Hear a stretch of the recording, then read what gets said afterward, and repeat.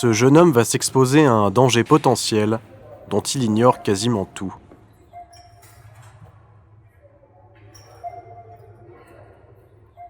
Ruben est étudiant dans l'école supérieure de réalisation d'audiovisuel à Paris. Il a 22 ans et comme de nombreux jeunes de son âge, il est amené à faire ses courses. La cuisine n'est pas son fort, aussi préfère-t-il acheter des aliments prêts à être consommés, préparés par l'industrie alimentaire.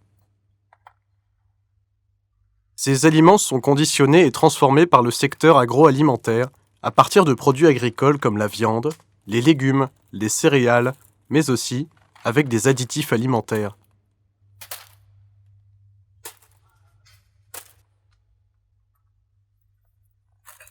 Venir faire ses courses toujours chez les mêmes commerçants, parce qu'on se connaît, et puis on a le temps, on échange quelques paroles et tout, puis on fait son marché, et puis on achète ses légumes. Dans les petites boutiques ou dans les supermarchés ou au marché, les trois.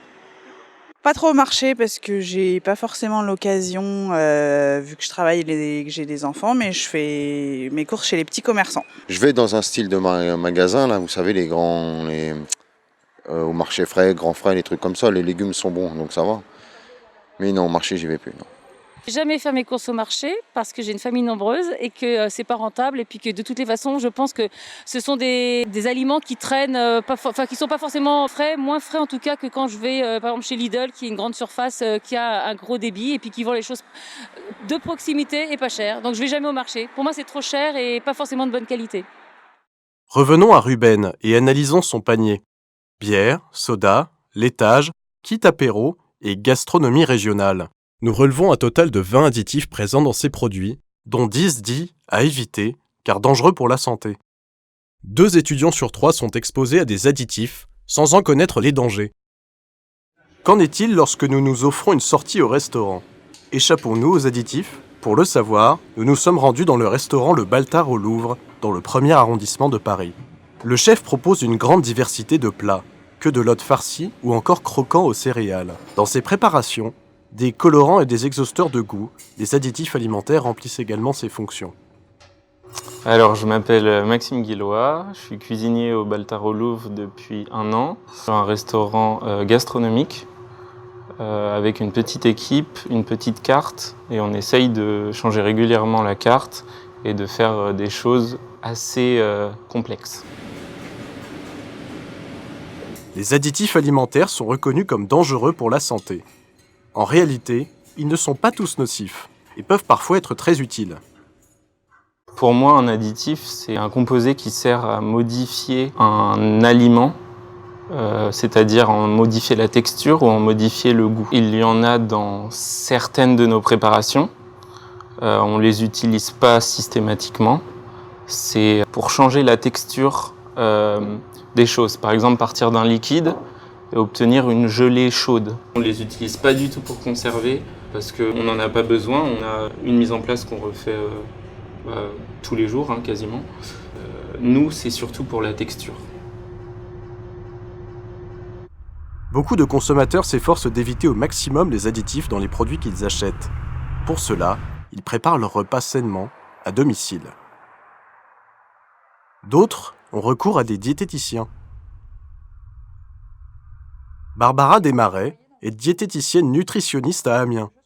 Son métier consiste à équilibrer le régime alimentaire et les apports nutritionnels de ses clients. Alors, la majorité des patients qui viennent me voir sont des femmes pour une perte de poids. Après, on va voir aussi des personnes diabétiques qui veulent équilibrer leur diabète, par exemple. Pouvez-vous nous parler des additifs? Qu'en pensez-vous? Alors, les additifs, c'est une substance qu'on ajoute aux aliments pour leur intérêt technologique. Par exemple, pour conserver, pour donner du goût ou de la couleur. Donc, il n'y a pas de souci. Par exemple, le sel ou le vinaigre qui permettent la conservation, les épices qui donnent du goût ou de la couleur. Par contre, il y en a d'autres, style le nitrite qui remplace le sel, le rouge alluracé qui est un colorant, où là, il y a plus de risques pour la santé.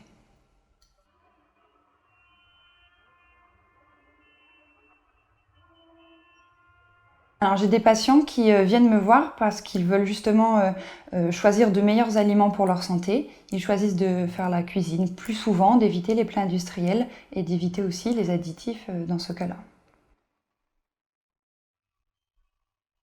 Sylvie de Bayeux-du-Quesnoy, médecin et spécialiste des additifs alimentaires, prétend que certaines substances, classées comme inoffensives par les pouvoirs publics, sont considérées comme dangereuses par certains milieux scientifiques. Bonjour, je m'appelle Sylvie du Quesnoy, donc je suis médecin dans les Hauts-de-France et j'exerce depuis bientôt 25 ans.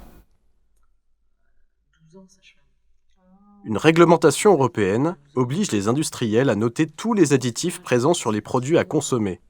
À l'aide du nouveau guide des additifs, vous allez pouvoir faire la part des choses entre ceux qui posent réellement problème sur notre santé et ceux qui ne posent pas de problème. On peut citer le glutamate E621 qui est un exhausteur de goût qu'on retrouve dans les plats préparés, les sauces, les soupes instantanées qui posent certains problèmes de santé comme la neurotoxicité, stimulent l'appétit, entraînant l'obésité. Le mieux, c'est de manger des produits bruts car plus un aliment est transformé et plus il contiendra des additifs. Avec les additifs, on enlève une valeur nutritionnelle pour la remplacer à moindre coût. L'autorité sanitaire européenne argue que seules des doses massives d'aspartame pourraient avoir des effets dangereux. Dans une paroi normale, les bactéries sont à l'écart de la muqueuse, alors que dans une paroi anormale, lorsqu'il y a des consommations d'additifs, les bactéries se retrouvent mélangées à la muqueuse. La consommation de ces additifs pourrait déclencher l'obésité et le dysfonctionnement de l'organisme humain. Avec mon livre, je pousse les consommateurs à agir en boycottant certains produits. Cela peut pousser l'industriel à arrêter de le produire. Suite à une étude de l'INRA, l'Institut national de recherche en agriculture, concernant le dioxyde de titane, c'est un colorant, qui montre un risque cancérigène, certains fabricants ne l'utilisent plus.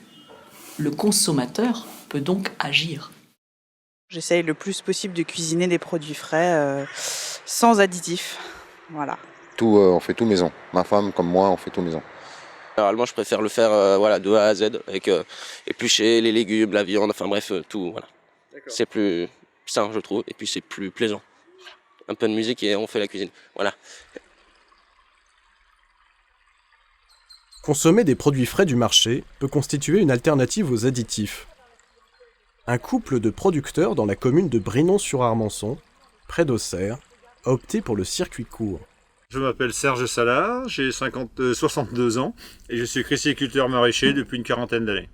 Je m'appelle Jocelyne Salard, nous sommes producteurs depuis 1982.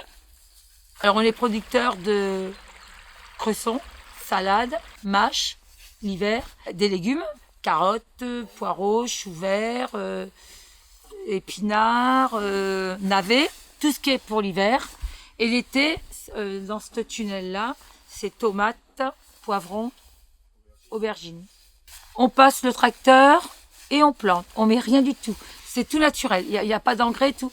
Donc, c'est le soleil et l'eau. Et les collègues traitent moins. Parce que quand j'entends, je discute avec eux. Parce que des fois, ils me disent « Oh, tes salades, elles sont petites et tout. » Ah ouais, moi, je mets rien. Ainsi, le nombre d'intermédiaires est réduit, de même que la distance géographique entre producteurs et consommateurs. On produit, on plante, on récolte et on vend. C'est du bonheur. Vous avez le contact avec le client, c'est super. Vous vendez votre produit. Autrement, vous mettez dans une caisse et puis vous balancez. Non, c'est le plaisir de vendre. On produit au jour le jour. On n'a pas de grosses commandes à honorer à droite à gauche avec des contrats. Donc c'est nous qui décidons ce que nous voulons vendre, le jour où nous voulons le vendre. Donc déjà ça, le prix. Et puis voilà, c'est déjà pas mal.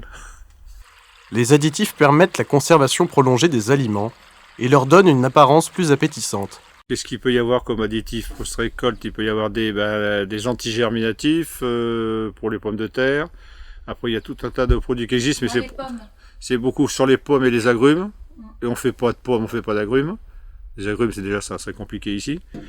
Et on n'utilise pas ces produits-là. On ne produit pas ces produits-là, donc on n'a pas on a besoin de parler de ces produits, oui. Vous êtes heureux comme ça? Très heureux. Et voilà, qu'est-ce que vous voulez de plus? Puis on aime ce qu'on fait, donc après, je vois pas ce qu'on pourrait faire.